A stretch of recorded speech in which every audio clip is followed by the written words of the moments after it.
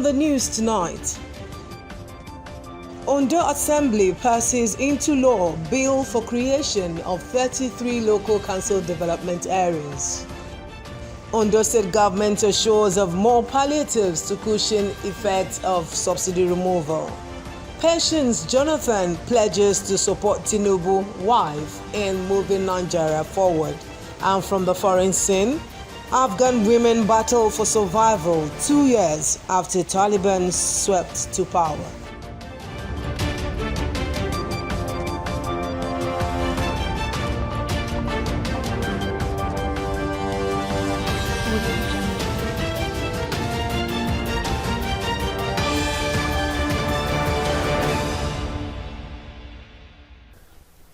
Good evening and welcome. Thank you for joining us on the news. I am Obi Chukwemeka Oti. The Ondo State House of Assembly has passed into law a bill to provide for the creation of new local council development areas, LCDAs. The move is sequel to the submission of a report by the House Committee of the Whole House. House of Assembly correspondent Omoshiliola Adesoye Ajayi has details.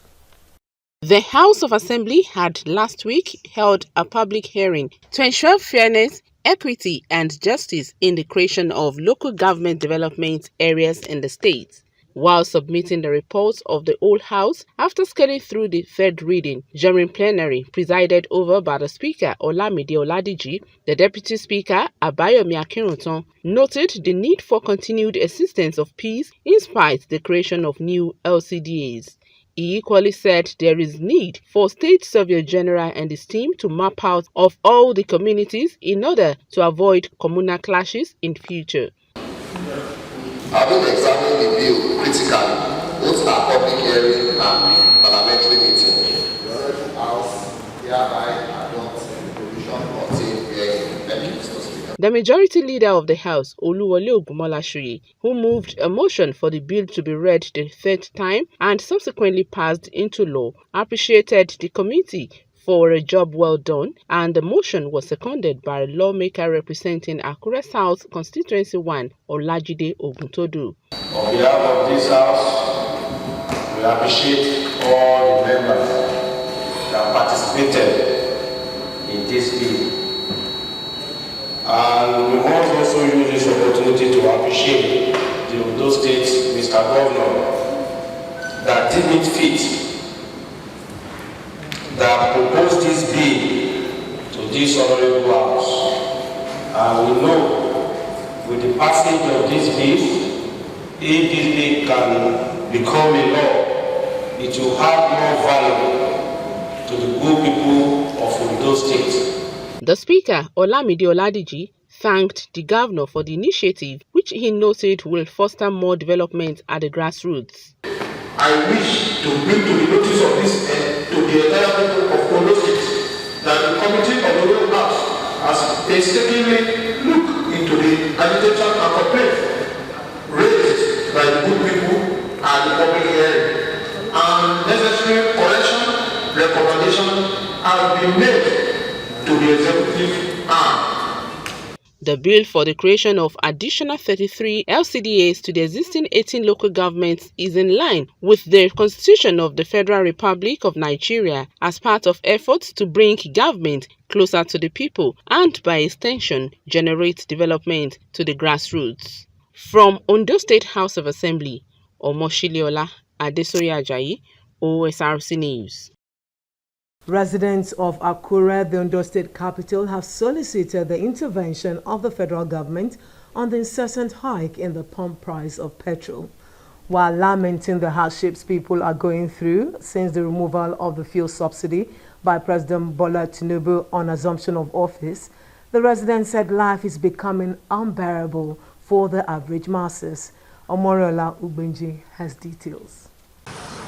Currently, premium motor spirit, popularly called petrol, is being sold between 570 and 600 naira in Ondo State. While some are selling, some filling stations are shut, indicating the non-availability of fuel. This is the third time in 10 weeks that the pump price of petrol will be hiked with reasons due to landing cost of petrol, foreign exchange scarcity, and deteriorating exchange rates, which borders Nigerians. Some residents in Akure expressed disappointment over the incessant increase, saying it is negatively affecting the living. The situation is not good. Very woefully than before. In this place now, I thought we were selling 579, but if we go to Abale, we will see 630, 620 in various of the filling stations. So of recent, when they were selling the fuel around 500 naira, half tank is not up to half tank anyway. I fill it with a 20,000 naira. You understand? 20,000. I was ashamed. In fact, I even brought out my jerry can. I just said, just give me 20,000 naira fuel. Hoping that it will fill and it will remain. Fortunately, it just consume all. They want government's genuine intervention as the situation is getting out of hands. We are not convenient, so from Abale to Akure is 200 naira. It's too much. There's no money in the town. You can help us appeal to the government to solve these things out. People are saying 617 per litre. It's not convenient. Reports have earlier filtered in that the pump price of petrol may be on the verge of another upward review, as information gathered from oil marketers suggests that the increase may be much sooner than later. This prediction, according to reports, is backed up by new information about the surge in the landing cost of petrol, which has gone up by 37.4% month-on-month to 632 naira 17 kobo per litre in July 2023, up from 460 naira per litre in June 2023, aside additional expenses like transportation and taxes, which could push the final price to nearly 700 naira per litre. As at the time of filing this report, there are no longer queues at any of the filling stations in Akure, even as sales continue. Omoriola Ngwiji, Osrc News. Meanwhile, the Ondo State government has assured residents that more palliatives to cushion the effect of the removal of fuel subsidy will soon take off. Commissioner for Finance and Chairman Ondo State Palliative Committee, Wale Akintarewa, said pensioners and vulnerable persons will start receiving 10,000 naira by the end of the month.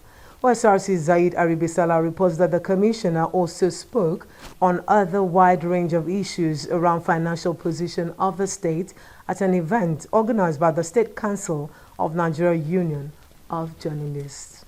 Ondo State Commissioner for Finance is a special guest at the penthouse of Nigeria Union of Journalists, Ondo State Council. His visit to the penthouse alongside Permanent Secretary in the Ministry of Finance, Jide Ekpobomini, is to attend a program organized by the union tagged Ondo Media Agenda. While welcoming him to the midst of journalists drawn from various organizations, the NUJ chairman, Leki Adegbite, said the initiative is an opportunity for key policymakers to interface with journalists with the aim of providing accountability and setting agenda geared towards bettering society. We feature political office holders to a kind of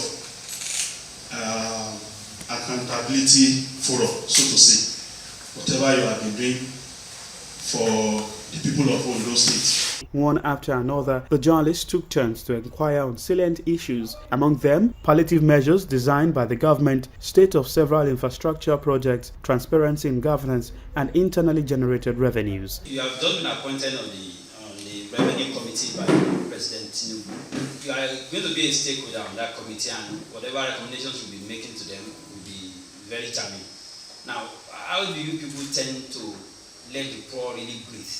Mr. Akintarewa, who is also the chairman of the State Palliative Committee, revealed that Ondo State has received just 3,000 bags of rice, as against its 1,000 bags promised by the federal government to cushion the effect of subsidy removal. The commissioner assured that pensioners and vulnerable persons will begin to get 10,000 naira palliative funds by the end of August. I can assure you that beginning from this month, apart from transportation, you will see that we'll start delivering. I can assure you that pensioners, by the end of this month, will get their 10,000 that we have promised them. The vulnerable in the state, that's all, across all the local governments, will also get their 10,000 naira. Other promises will be made. You know, some of these promises, you now have to put structures in place to be able to deliver on them. So it takes time. To even get enough people to supply the quantum is not a joke. Storage is an issue. Securing the place where it's stored is an issue.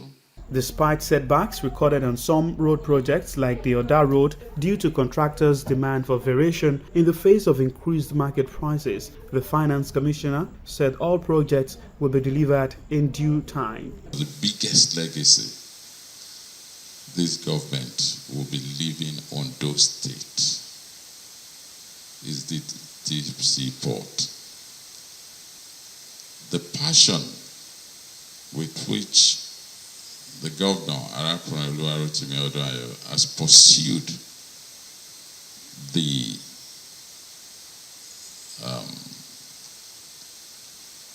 issue of the deep sea port is something worth commending. Mr. Akintenewa, a member of the Presidential Tax Reform Committee, who attributed the increase in Ondo State internally generated revenue from 500 million to 3 billion naira monthly under the Akeredolu administration as a result of his principal's passion for the state's development, expressed confidence that President Tinubu remains committed to masses' welfare. The Nigerian Union of Journalists in the state says it will continue to engage those in public and private sectors to make them accountable.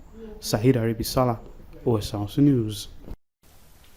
Moving now to Cross River State, where the government says no part of the state will be left out from palliatives to cushion the effects of fuel subsidy removal. Deputy Governor Peter Ode said this in Calabar when he represented Governor Basi Otu at the distribution of food and non-food items to vulnerable households in Cross River Southern Senatorial District. The Deputy Governor, who was joined by Special Advisor on General Duties, Ekpenyong Akiba, pleaded for calm among the citizens, promising more palliatives will be rolled out in the state soon. State Emergency Management Agency confirmed that the distribution, which included rice, salt, groundnut oil, tomatoes, hose, cutlasses and mattresses, was the first with other batches to follow. You're watching the news at 7 on OSRC television. We're going to break. When we return, we'll serve you more stories. Stay with us.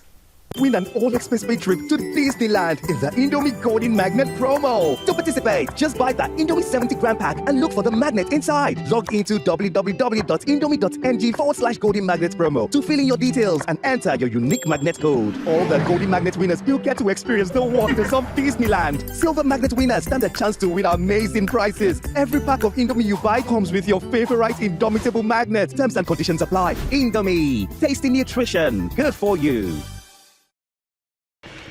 Take it from me, the mind-blowing way to do things is the Glow LTE advanced way. When you stream, it's like you're in the drama itself. When you make calls, you reach where others can't. Copy! Doing business is like running Wall Street from your street. And when you play, I did beat you guy. We'll see about that. It's like traveling the world without moving an inch. Is that Toby in your room? You can download in the blink of an eye in 4K. Go, go. And when you go for your dreams, it's like running with the strength of 3 nations behind you. Glow LTE Advanced, the power of 3 data networks in one. Get a Glow SIM or dial *301#.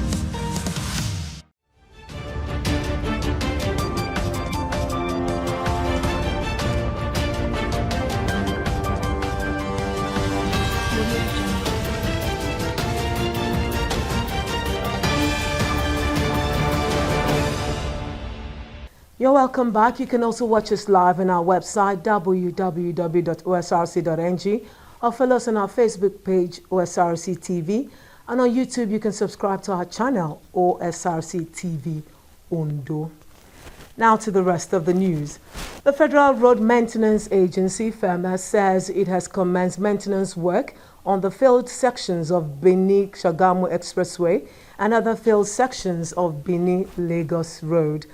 Edo State Federal Road Maintenance Engineer Mukhtar Abdurrahim, who made the disclosure in Benin City, said the agency has successfully addressed the notorious spots identified for causing traffic congestion. According to him, most failed sections are primarily due to blocked water channels, resulting in water accumulation on the roadway. Abdurrahim noted that such problem could be addressed by actively desilting existing line drains and constructing additional ones to ensure proper drainage. He added that by addressing the root causes and then conducting the necessary repairs, FEMA is confident the resulting improvements will stand the test of time. The federal government will tomorrow arraign suspended Central Bank of Nigeria CBN Governor Godwin Emefiele and his associates for 6.9 billion naira procurement fraud at the Federal Capital Territory High Court in Abuja. Emefiele will be arraigned alongside a female CBN employee, Sadatu Yaro, and her company, April 1616 Investment Limited, on 20 charges of procurement fraud, conspiracy, and conferring corrupt advantages on his associates. The embattled Apex Bank chief, who has been in detention since he was suspended from office in June, was accused of conferring corrupt advantages on Yaro, a director in April 1616 Investment Limited. In the charges by the Director of Public Prosecutions, Federal Ministry of Justice, Mohammed Abubakar, and 9 other ministry officials, the 3 accused persons were alleged to have bought 98 exotic vehicles and armored buses valued at about 6.9 billion naira, among other allegations. Former First Lady Patience Jonathan has paid a courtesy visit to the incumbent Oluremi Tinubu at the presidential villa Abuja and pledged to support her. Dame Jonathan gave the assurance while calling on other women to follow suit in lending their support to the administration of President Bola Tinubu in moving Nigeria forward. Dame Jonathan also assured Nigerian women that Senator Tinubu will carry them along while ensuring a time of renewed hope. She also assured Nigerian women that the First Lady will carry all Nigerian women along and ensure a time of renewed hope. The failure of the federal government to appoint a substantive Auditor General of the Federation, AUJF, has put on hold the works of the Public Accounts Committee of the House of Representatives. The reports of the Auditor General of the Federation, which form the bulk of the works of the committee, have not been filed for 3 consecutive years, 2020 to 2022. The position became vacant in September 2022 after the retirement of the then Substantive Auditor General, Aguju Adolphus, and since then, the government has not been able to appoint a substantive AGF, although a director is overseeing the office. The immediate past chairman of the House of Representatives Committee on Public Accounts, Oluwole, in a petition to the president said it is unconstitutional to occupy an office in acting capacity for more than 6 months. Towing the same line, civil society organizations, as well as Transparency International Nigeria, have lamented that the non-appointment of the substantive Auditor General is hurting the economy and raises a question on the anti-corruption crusade. In the meantime, airline operators of Nigeria has stated that Nigeria Air, the country's proposed national carrier, may not commence operations anytime soon because it does not have an airline operator certificate. The spokesman of Airline Operators of Nigeria, Professor Obiora Okonkwo, said if Nigeria Air were to begin operations in October 2023, it will be doing so without a valid air operator certificate. This is contrary to the CEO of Ethiopian Airlines, Mesfin Tesfaye, who revealed last month that Nigeria Air will begin operations by October. It will be recalled that Nigeria Air had been embroiled in a lot of controversy, especially in the twilight of former President Muhammadu Buhari's administration. The federal government has lauded Google's 1.2 billion naira grant initiative to facilitate the Tinubu administration 1 million job scheme. Vice President Kashim Shettima spoke when he received in audience some executives of Google, a leading global technology company, at the presidential villa, Abuja. According to Shettima, the announcement of a grant of 1.2 billion naira to support the Tinubu administration digital jobs initiative was commendable and worthy of emulation by other companies. Earlier in his remark, the director of Google West Africa, Mr. Olumide Balogun, said the company was excited about the Tinubu administration's vision of creating 1 million digital jobs and was committing over 1.2 billion naira in grants to support the initiative. Outside Nigeria, the United States Secretary of State Anthony Blinken has applauded President Bola Tinubu's leadership of the Economic Community of West African States, ECOWAS, to restore constitutional order in the Niger Republic. Blinken said he spoke to Tinubu about their joint efforts to reinstate constitutional order in Niger and to commend his leadership of ECOWAS and discuss shared efforts to restore constitutional order in Niger. Niger's ousted president and his family have been held at the president's official residence since the coup, with international concern mounting over his conditions in detention. The military-appointed Prime Minister Ali Mohammed Zain, a civilian, has declared that Niger would thwart ECOWAS's sanctions threats. The bloc has severed financial transactions and electricity supplies and closed borders with landlocked Niger, blocking much-needed imports to one of the world's poorest countries. Now, ever since the Taliban swept to power in Afghanistan 2 years ago, the plight of many women who enjoyed extensive rights and freedoms during the 2 decades of rule by Western-backed governments has taken many drastic turns. However, United Nations says corruption has been reduced in the country. Akintunde Akinshomola is here with an update. Since the Taliban swept to power in Afghanistan 2 years ago, Miriam's life has taken a series of drastic twists and turns. The 27-year-old used to work as a database officer for an international education project. But then the Taliban took over and the project was closed. Miriam lost her job. She became a teacher at a private school for girls, but was only able to hold onto that role for a year before the Taliban-led administration banned girls from attending high schools and universities. Refusing to give up, Miriam opened up a sewing workshop 6 months ago, taking advantage of a course she attended 4 years ago. She's trained 15 former colleagues who were also unemployed to sew traditional Afghan cloth and hijabs. The Taliban entered the capital, Kabul, in August 2021, forcing the US-backed President Ashraf Ghani to flee. Afghan security forces, set up with years of Western support, disintegrated.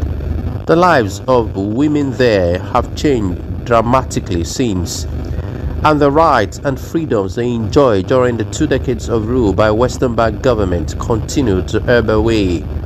I didn't think that the Taliban would take over the country one day, and after they succeeded, the restrictions on women have increased day by day and caused us many problems. As far as I'm concerned, the victory day of the Taliban is the worst day for the people of Afghanistan. I don't feel good and I'm not happy about this day. Right now, the Taliban are not ruling the country in the interest of the people. I don't understand why they are so negative about women. They said they were able to provide security for the people, but there hasn't been much better security. The Taliban say they respect rights in line with their interpretation of Islamic law. The group has stopped most Afghan female staff from working at aid agencies. They've closed beauty salons, barred women from parks, and curtailed travel for women in the absence of a male guardian. Afghanistan is seemingly enjoying peace it's not seen in decades though. The country's UN representative says the corruption has been reduced. And there are also signs that a Taliban ban on narcotics cultivation has dramatically reduced poppy production in what has for years been the world's biggest source of opium. Despite that, the UN says there have been dozens of attacks on civilians, some of those claimed by the Islamic State rivals of the Taliban. Akintunde Akinshimola for Osrc News. Now talking sports, England have reached the Women's World Cup final for the first time as the sport co-hosts Australia's party on a historic evening in Sydney. Silencing a sellout crowd at Stadium Australia with their 3-1 victory, the Lionesses became the first England football team since 1966 to reach a senior final on the world stage. It caps a sensational 2 years under manager Sarina Wiegman as England crowned European champions for the first time last year on home soil. Ella Toone gave England the lead in the first half with a superb first-time strike, which sailed into the top corner. The Lionesses controlled proceedings until the second half when Australia threw everything at them and star striker Sam Kerr struck a 25-yard stunner over goalkeeper Mary Eves' head to make it 1-1. But England found a way back into the game when Lauren Hem pounced on a defensive error to restore their lead before Alexia Russo made sure of victory late on to set up a final with Spain on Sunday. And that's the news tonight, but just before we go, a quick look at the major stories. We told you that Ondo State House of Assembly has passed into law a bill for the creation of 33 local council development areas in the state. You also heard that Ondo State government has given assurance of more palliatives to cushion the effect of fuel subsidy removal. Former First Lady Patience Jonathan has pledged to support Bola Tinubu and work with the wife Oluremi in moving Nigeria forward. And from the foreign scene, Afghan women continue their struggle for survival 2 years after Taliban swept to power. And with that, we conclude the news at 7. Thank you so much for your time. Good evening.